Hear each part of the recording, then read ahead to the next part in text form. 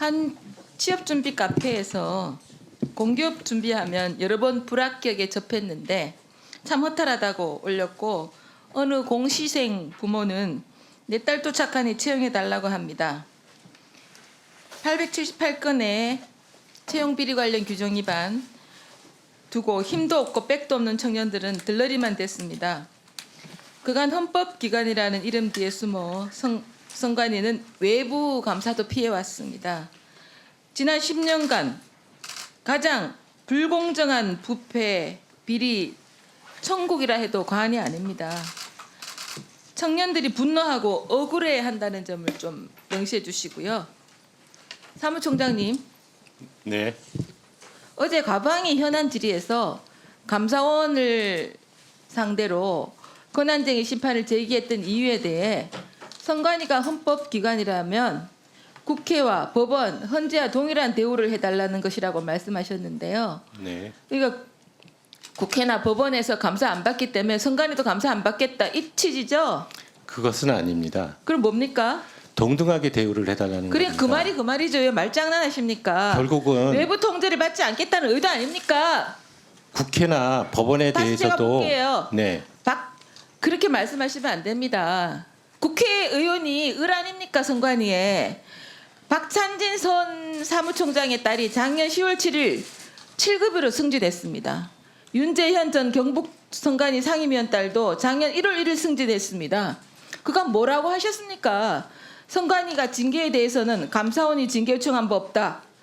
내부 규정한 거 없다. 모른 척 미루더니 승진은 척척 일사천리로 진행했습니다. 소쿠리 투표 논란 당시 선거관리 실무 책임자도 충북 선관위 연고지까지 배려하면서 1급 승진시켰습니다. 그런데도 예부 통제를 받지 않겠다는 말씀이십니까?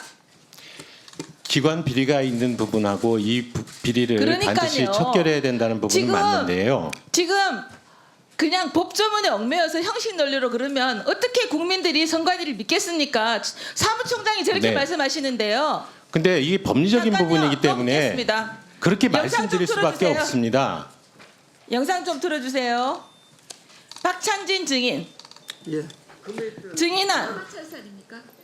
아빠 찬스. 아닙니다. 그 찬스를 줬다는 거는 아빠 찬스 아니라고 그랬어요? 책임지겠다고 그랬어요?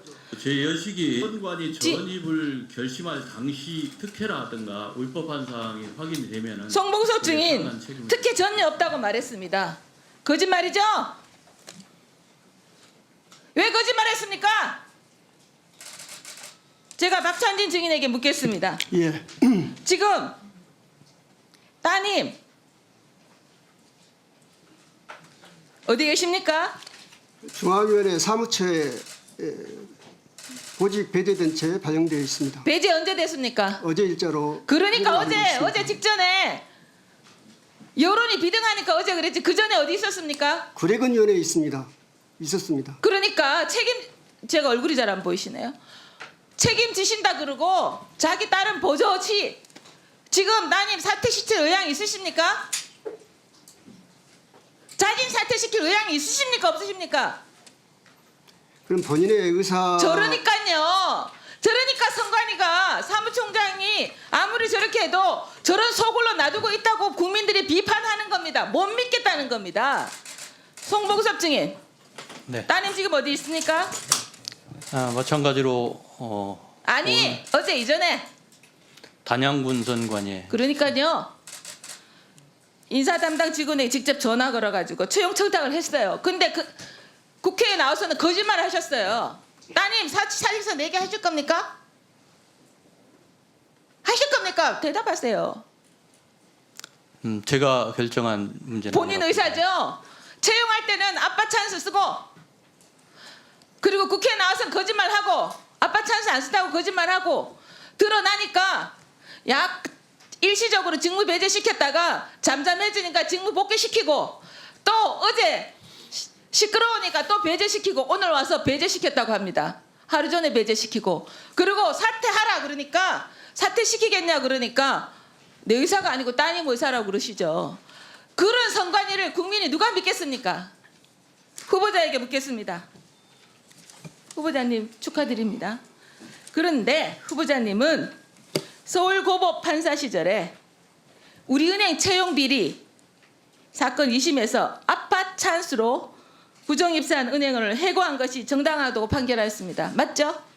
예, 맞습니다. 그럼 이렇게 아빠 찬스로 부정 채용된 선관위 직원이라고 봐주는 겁니까? 아니면 우리 은행처럼 민간 기업처럼 해고하는 것이 정당하다고 생각합니까? 누구나 법 앞에 평등하다고 생각합니다. 해고시켜야 되는 겁니다.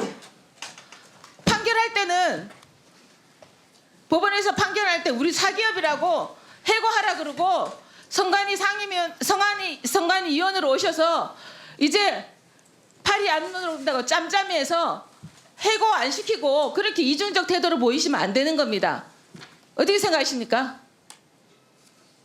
답하십시오. 네. 이중적 잣대를 가지면 안 된다는 말씀에는 당연히 동의하고요. 정해진 절차, 누구나 법에 평등하기 때문에 엄격하게 검토해 보도록 하겠습니다. 사무총장님이 지금 그런 규정이 없다고 그러시잖아요. 그런 규정이 없다고 하는 게 지금 국민들이 그거를 인정할 것 같습니까? 정해진 법적 절차라는 게요. 우리는 법 뒤에 숨겠습니다. 이런 거가 똑같이 해석됩니다. 그리고 김세한 전 사무총장의 아들 특혜 선관위 처음에 문제 없다고 그랬어요. 나중에 문제 생겼어요.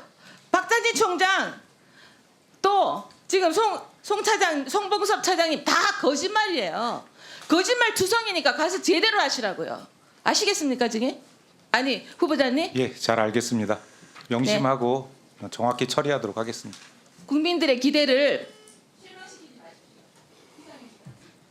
네, 수고하셨습니다. 다음은 모경정 의원님 질의해 주시기 바랍니다.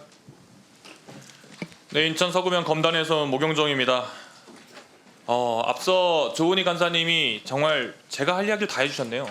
선관위 진짜 정신 차려야 됩니다. 지금 박찬진 증인 예, 지금 자제분이 방금 이런 문제와 연루되어 있다 또는 연관이 되어 있다 언제부터 파악하고 계셨습니까? 몇 년 전이죠 그게? 2022년도에 저 2022년도 문제죠. 박찬진 증인은 사무총장으로 역임하셨죠? 최종 사무총장이셨죠? 사무총장 언제 임명되셨죠? 2022년 6월 9일자로 2022년 6월이죠. 예, 윤석열 정부와 함께 임기도 시작하셨네요. 그렇죠. 6월 9일날 임기 시작했습니다. 네. 그때 벌어졌던 일을 아직까지도 안고 있는 게 말이 됩니까? 선관위 도대체 뭐 하는 조직입니까? 박찬진 증인과 송범서 증인에 대해서 이야기할 내용들을 조은희 간사께서 말씀을 다 하셨으니까 제가 여기 없는 사람에 대해서 이야기를 좀 해야 되겠습니다. 김세환 사무총장, 전 김 총장인데 우리 후보자님, 예, 김세환 전 사무총장에 대한 내용도 알고 계십니까? 언론 보도 통화에서 아는 정도는 알고 있습니다. 우리 후보자께서는 법관으로 몇 년 근무하셨죠? 32년 조금 넘게 근무했습니다. 32년 동안 여러 판결을 하셨을 거고 국민의 눈높이에서 소통하고 봉사하는 자세로 잘 지내오셨다라고 스스로도 평가하시는 것 같은데 지금도 마찬가지죠? 예, 그렇습니다. 근데 하필이면 이렇게 가족 찬스, 채용 비리 이런 걸 얼룩져 있는 선관위의 역할을 맡게 되셨습니다. 선관위 위원이 되시면은 이 부분에 대해서 조직의 뼈를 깎는 노력이 필요할 텐데 이 부분에 대해서 각오가 돼 있으세요? 예, 말씀하신 것처럼 황골탈퇴하는 그런 자세가 필요하다고 생각합니다. 지금 화면을 한번 보시죠.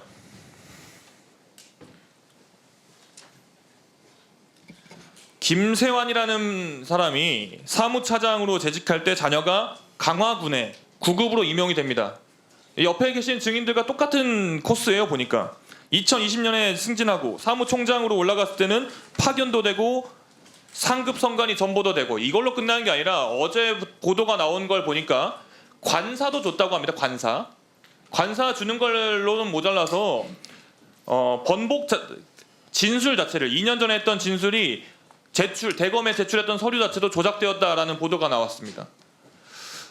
정말 썩을 대로 썩어 있는 선관위인 것 같습니다. 이러니까 아까 여당에서 말하는 것처럼 신뢰를 못 받는 퍼센티지가 47%에 육박하는 게 아닌가 싶습니다. 물론 국회의원은 과연 얼마나 신뢰를 하고 있나 조사를 해보면 30%도 못 넘는 수치가 나옵니다.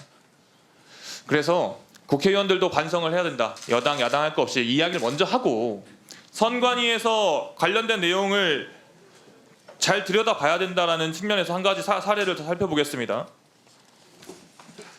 강화군청 공무원으로 공직생활하던 그 김세환이란 분의 아들이 경력직 채용에 지원을 하고 선관위는 법령을 어겨가면서 그 김 총장과 근무했던 직원들로 시험위원들을 구성합니다.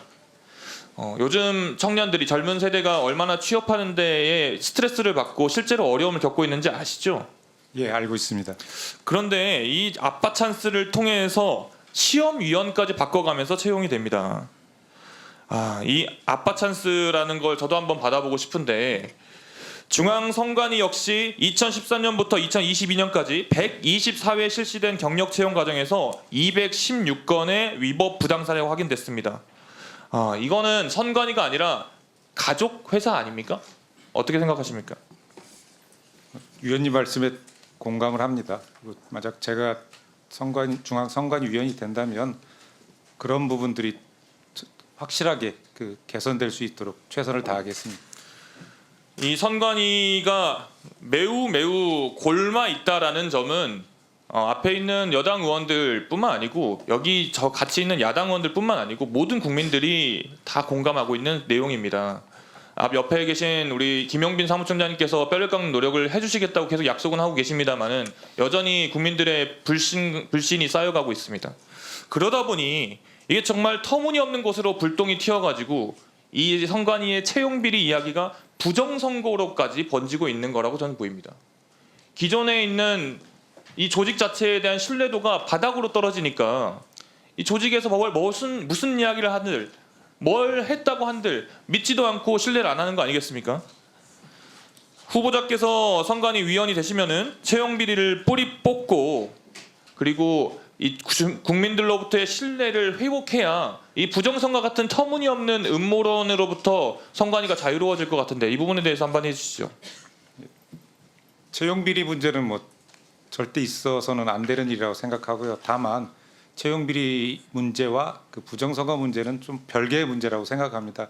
어쨌든 양쪽이 다 문제가 없도록 최선을 다하겠습니다. 정답을 잘 말해주신 것 같습니다. 부정선거와 채용 비리는 분명히 뿌리 뽑아야 되고 있어서는 안 될 일이다.